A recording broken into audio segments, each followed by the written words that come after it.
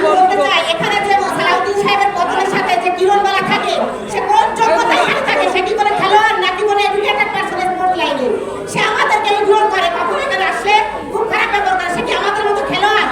ওই ফুটবল অঙ্গনে আমাদেরকে সবাই ছিল, আমরা স্ট্রাইকার ছিলাম, অনেক দেশে ফুটবলের হয়ে ইউসুফ আমার কোচ ছিল, বাবলু ভাই, আমরা তারা জানে আমরা কোন পর্যায়ের খেলোয়াড় ছিলাম, উনি জানে না, কারণ উনি খেলোয়াড় না, উনি আমাদেরকেও মূল্যায়ন করে না। তো সালাউদ্দিনের সাথে কিরণবালার পদত্যাগ চাই, এটাই আমাদের দাবি মহিলা হিসেবে।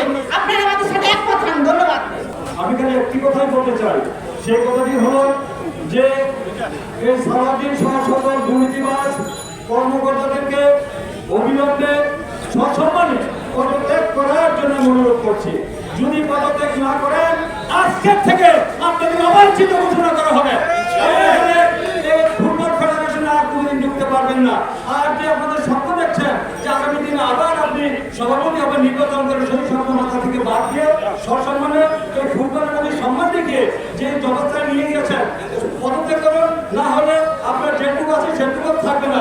আপনি দেখে যান আজকে এখানে কারা আছে, সমস্ত জাতীয় খেলোয়াড়বৃন্দ, ডিজাইনবৃন্দ, যারা ব্যাট নামে শুধু বাংলাদেশে নেই, আন্তর্জাতিক খ্যাতি সম্পন্ন জাতীয় খেলোয়াড়বৃন্দ এখানে আছেন। তারা আপনার বিরুদ্ধে এই দুর্নীতিবাদ কর্মকর্তার বিরুদ্ধে এসেছেন, তাদের পদত্যাগের দাবি দিয়েছেন। আজকে থেকে আমি আশা করবো আপনাদেরকে, আমি এখনো সম্মান দিয়ে বলতে চাই যে অবিলম্বে আজকে পদত্যাগ করে আপনি দৃষ্টান্ত স্থাপন করুন, সসম্মানে চলে যান, তা না হলে আপনাদের এই ফেডারেশনে আর কোনোদিন আসার সুযোগ আপনারা পাবেন না।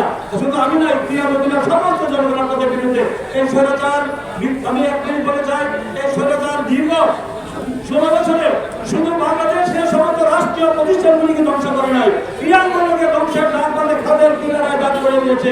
লুটপাট দুর্নীতি করে তারা দুর্নীতি সরকারের বানিয়েছিল, তাতে কি আমরা মুক্ত হতে চান না? এখন আমি মনে করি আগামী দিনে পরিবর্তিত পরিস্থিতিতে এখন যোগ্য ব্যক্তিদের যাদের রাজনৈতিক বিবেচনা নয়, যাদের মানে খেলোয়াড় হিসেবে তাদের ব্যাকগ্রাউন্ড রয়েছে, তাদের যোগ্যতা রয়েছে, মেধার ভিত্তিতে তারা সেই ক্রীড়াঙ্গনে তারা দায়িত্ব পালন করবেন এবং রাজনীতি মুক্ত, দলীয়করণ মুক্ত হবে ক্রীড়াঙ্গন। এই যে যারা ভোটাররা আছেন, এরা ওনাদের সৃষ্টি করা ভোটার, এরা কখনো খেলা খেলে প্রতিবার নির্বাচনে আসছে এবং ফুটবলের এই দুর্দশা সৃষ্টি করেছে। আজকে আমরা যে পর্যায়ে চলে এসেছি, আপনারা জানেন যে 80-90 দশকে ফুটবলের যে রমরমা অবস্থা ছিল, যে জোর ছিল, সেটা আর এখন নেই। আমি আশা করবো এখানে যারা কর্মকর্তারা এনেছেন, নিজের কর্মকর্তারা নাম বলতে গেলে অনেক সময় পর্যন্ত আমার সতীর্থ অনেকেই আছেন, অনেক খেলোয়াড় আছেন, তারা সুন্দরভাবে দাবি করছেন আজকে এই সভাপতির পদত্যাগ সহ যে কমিটি সবাই প্রত্যাগ করে আমরা নতুন নির্বাচনে যাব এবং সঠিক সুন্দরভাবে যাতে বিনা সাধারণতায় এটা আমি আশা করতে